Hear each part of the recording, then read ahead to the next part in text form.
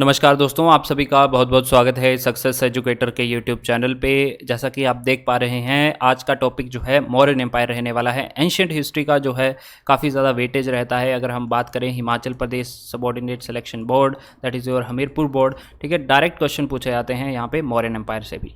तो इसको आज हम कवर करेंगे। स्टार्ट करने से पहले अगर आप मेरे साथ इंस्टाग्राम पे जुड़ना चाहते हैं तो जुड़ सकते हैं, प्लस टेलीग्राम के साथ जरूर जुड़िएगा, link will be in the description. यहाँ पे मैं वीडियोस के जो है लिंक प्रोवाइड करता रहता हूँ। चलिए स्टार्ट करते हैं मौर्यन एम्पायर को। मौर्यन एम्पायर पढ़ने से पहले आपको ये चीज़ें जानना ज़रूरी है। देखिए, सबसे पहले तो अलेक्जेंडर द ग्रेट के बारे में।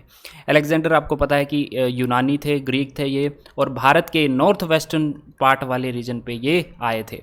वहाँ पे देखिए, सबसे पहले जब ये आते हैं, इनकी लड़ाई होती है किसके साथ? पोरस के साथ। पोरस पंजाब का राजा था, आपको मालूम होगा। इस बैटल को बोला जाता है बैटल ऑफ हाइडेप्सिस। बैटल ऑफ हाइडेप्सिस इसे बैटल को बोला जाता है। नाम याद रखिएगा, डायरेक्ट क्वेश्चन पूछा जाता है। और ये किस रिवर के किनारे जो है लड़ाई लड़ी गई थी? Then it is Jhelum river के किनारे यहाँ पे बैटल ऑफ हाइडेप्सिस, पोरस के साथ इसकी लड़ाई होती है, जिसमें अलेक्जेंडर जीत जाता है और पोरस की हार होती है।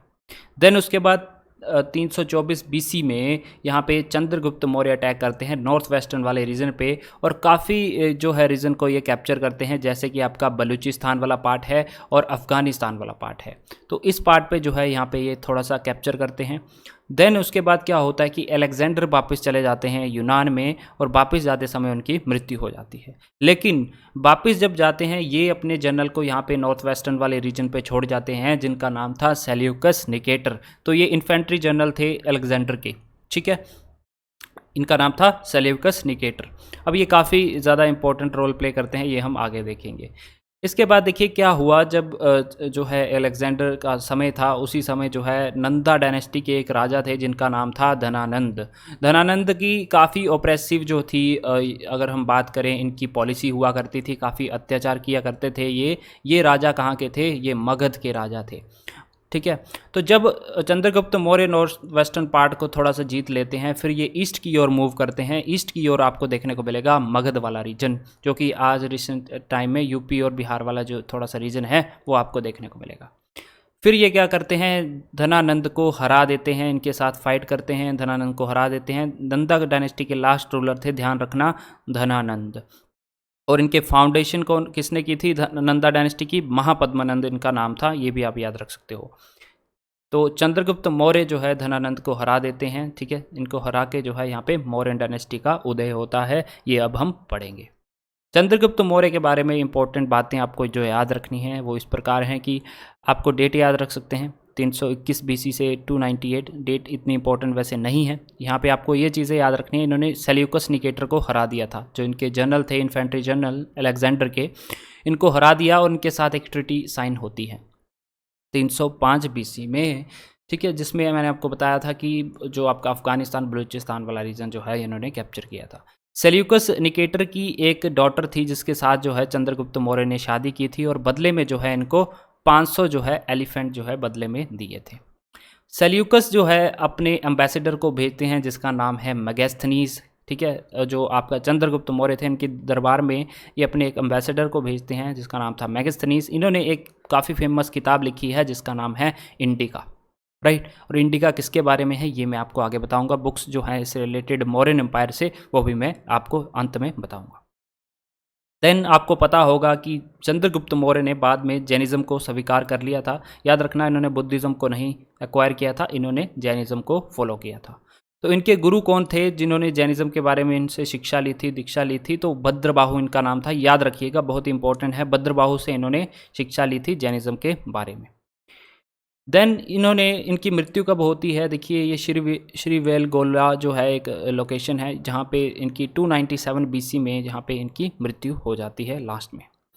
और धनानंद को इन्होंने कैसे हराया था? मर्सेनरी आर्मी इन्होंने बनाई थी। मर्सेनरी आर्मी मीन्स जो ये जो है कॉस्ट पे, यानी कि ये पैसे दे के जो है सोल्जर खरीदा करते थे नंदा डायनेस्टी से लड़ाई करने के लिए। तो इस तरह से इनको हम बोलते हैं मर्सिनरी आर्मी। तो इनकी काफ़ी बड़ी मर्सिनरी आर्मी हुआ करती थी और चाणक्य ने काफ़ी बड़ा रोल प्ले किया था इनको हराने में। उसके बाद चंद्रगुप्त मौर्य का बेटा आता है, राजा बनता है बिंदुसार, इसका नाम था। 298 टू 273 के बीच का टाइम पीरियड इसका था। और इसके रिलेटेड आपको दो चीज़ें याद रखनी है बस, कि सीरिया और इजिप्ट के साथ इसके काफ़ी अच्छे रिलेशन थे, जिनका नाम था राजा एंटियोकस और टोलेमी टू। एंटियोकस अपने एक एम्बेसडर को भेजते हैं इनके दरबार में, जिसका नाम था डायमेकस, और टोलेमी इनके दरबार में भेजते हैं अपने एम्बेसडर को, जिसका नाम था डायनेसिस। तो डायमेकस डायनेसिस कौन थे, ये आपको पता होना चाहिए। बिंदुसार से रिलेटेड और कुछ बातें याद रखने लायक नहीं हैं। दो इंपॉर्टेंट ही राजा हुए, चंद्रगुप्त मौर्य और दूसरे अशोक। तो अशोक देखिए, अशोक का टाइम पीरियड ये था, और इन्होंने थ्रोन यानी कि राजा की उपाधि जो है पूर्ण रूप से कब धारण की, 269 बीसी में। आफ्टर दैट कुछ सालों बाद जो है ये अटैक कर देते हैं 261 बीसी में। कहाँ पे, कलिंगा बैटल होती है। कलिंगा कहाँ पे है दोस्तों, ये आपको रिसेंट समय में उड़ीसा में देखने को मिलेगा। तो इस बैटल में क्या होता है कि काफ़ी ज़्यादा खून खराबा होता है, और अशोक जो है बाद में क्या करते हैं, बुद्धिज़्म को जो है एक्वायर करते हैं, उसको फॉलो करते हैं। बुद्धिज़्म को एक्वायर करने के पीछे जो है इनके गुरु का नाम था उपगुप्त, याद रखिएगा। भद्रबाहु किसका था, चंद्रगुप्त मौर्य का। और यहाँ पे बुद्धिज़्म को फॉलो किया अशोक ने, इनके गुरु थे उपगुप्त। इन्होंने सांची स्तूप बनाया, काफ़ी ज़्यादा जो है आर्किटेक्चर आपको इनसे रिलेटेड देखने को मिलेंगे, वो हम एक सेपरेट लेक्चर में देखेंगे। सांची स्तूप वन ऑफ द एग्जांपल जो है आपको देखने को मिलेगा, ये यहाँ पे एमपी में है, मध्य प्रदेश में। देखिए जो आपका अशोक थे, इनके एक पुत्र थे और इनकी एक डॉटर थी, जिनका नाम था महेंद्र और संघमित्रा। इन दोनों को ये जो है श्रीलंका भेजते हैं बुद्धिज़्म का प्रचार प्रसार करने के लिए। तो ये भी क्वेश्चन पूछा जाता है, नाम याद रखिएगा। महेंद्र और संघमित्रा इनके बेटा और बेटी थे, जिनको ये श्रीलंका भेजते हैं बुद्धिज़्म का प्रचार करने के लिए। इनके बारे में सबसे पहले जो है पढ़ा जो है ये जेम्स प्रिंसप ने पढ़ा है। इनके जो भी आर्टिफैक्ट्स थे वो जेम्स प्रिंसप ने पढ़े हैं, याद रखिएगा। ये अंग्रेज हैं, इनका नाम याद रखिए। जेम्स प्रिंसप ने जो है अशोक के बारे में सबसे पहले पढ़ा था। मौर्यन डायनेस्टी के इसके बाद लास्ट रूलर होते हैं, जिनका नाम था बृहद्रथ। बृहद्रथ की हत्या कर दी जाती है किसके द्वारा, पुष्यमित्र शुंग के द्वारा। पुष्यमित्र शुंग वही थे जिन्होंने बाद में शुंग डायनेस्टी की जो है यहाँ पे खोज की या फिर इसकी स्थापना की। तो पुष्यमित्र शुंग बेसिकली इनके सेना में कमांडर थे, ठीक है, सेनापति हम बोल सकते हैं, वो थे बृहद्रथ के टाइम पे। लेकिन यहाँ पे विश्वासघात करते हैं और बृहद्रथ की ये हत्या कर देते हैं, और ये लास्ट रूलर थे, याद रखिएगा। काफ़ी बार क्वेश्चन पूछा जाता है, last ruler of Mauryan empire is Brihadratha. तो यहाँ पे ये बाद में शुंग डायनेस्टी को यहाँ पे इनकी नींव रखते हैं। अब देखिए क्वेश्चन यहाँ से भी पूछे जाते हैं कि बुक का नाम आ जाएगा आपको, और उसके ऑथर का नाम पूछ लिया जाएगा, या फिर ऑथर का नाम आ जाएगा और बुक पूछ ली जाएगी। अब देखिए बुक मौर्यन डायनेस्टी से रिलेटेड ये 3 बुक आपको बिल्कुल याद रखनी है, इंडिका, अर्थशास्त्र और मुंडकराक्ष। ठीक है, पहले इंडिका जो लिखी गई मेगास्थनीज के द्वारा लिखी गई, इसमें है क्या, देखिए इसमें मौर्यन के एडमिनिस्ट्रेशन, इनके जाति प्रथा उस समय, और स्लेवरी की एब्सेंस हुआ करती थी, ये सब चीज़ें जो है इंडिका पुस्तक में लिखे गए हैं। दूसरी जो पुस्तक आपकी आती है अर्थशास्त्र, कौटिल्य के द्वारा लिखी गई, आपको पता है, ठीक है, चाणक्य के द्वारा लिखी गई। इसमें देखिए नाम से पता चलता है अर्थशास्त्र रिलेटेड टू योर इकोनॉमिक्स, लेकिन इसमें सिर्फ इकोनॉमिक्स ही नहीं था, इसमें मिलिट्री स्ट्रेटजी कैसे होती है वो डिस्क्राइब किया गया था, स्टेट्समैन क्वालिटी कैसी होनी चाहिए वो डिस्क्राइब किया गया था। स्टेट्समैन क्वालिटी मीन्स कि राजा जो है उसका एडमिनिस्ट्रेशन कैसे होना चाहिए, स्टेट्समैन जो है उसका एडमिनिस्ट्रेशन कैसे होना चाहिए, ये सब चीज़ें जो है उसकी क्वालिटी क्या होनी चाहिए, ये सब जो है अर्थशास्त्र में डिफाइन की गई हैं कौटिल्य के द्वारा।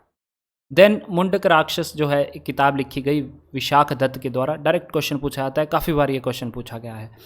तो एक ये संस्कृत में ड्रामा है, याद रखिएगा इसकी लैंग्वेज थी संस्कृत, और ये संस्कृत में एक ड्रामा लिखा गया, बट ये लिखा कब गया था, ये गुप्ता पीरियड के दौरान लिखा गया था। ठीक है, तो मौर्यन एम्पायर के दौरान नहीं लिखा गया, ये गुप्ता पीरियड जब बाद में आया, गुप्ता डायनेस्टी, उस समय ये लिखा गया था। और इसमें क्या लिखा गया है कि चाणक्य ने जो है कैसे जो है नंदा डायनेस्टी को ओवरथ्रो किया with the help of Chandragupta Maurya. तो चाणक्य के बारे में बेसिकली ये किताब है, उनकी जो स्ट्रेटजी हुआ करती थी उसके बारे में ये डिस्क्राइब किया गया है इस बुक में, राइट। तो काफ़ी इंपॉर्टेंट ये यहाँ पे किताब थी। तो देखिए दोस्तों, ये था आज का इंपॉर्टेंट लेक्चर, जिसमें हमने मौर्यन डायनेस्टी के इंपॉर्टेंट टॉपिक्स, इंपॉर्टेंट जो फैक्ट्स एंड फिगर्स थे उनके बारे में देखा। नेक्स्ट वीडियो में जो है हम पोस्ट मौर्यन एम्पायर के बारे में जानेंगे, जहाँ से क्वेश्चन आपको पूछे जाएंगे एग्जामिनेशन में।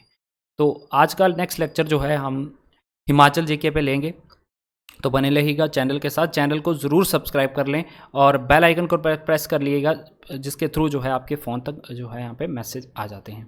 ठीक है, तो मिलते हैं नेक्स्ट लेक्चर में, तब तक के लिए जय हिंद।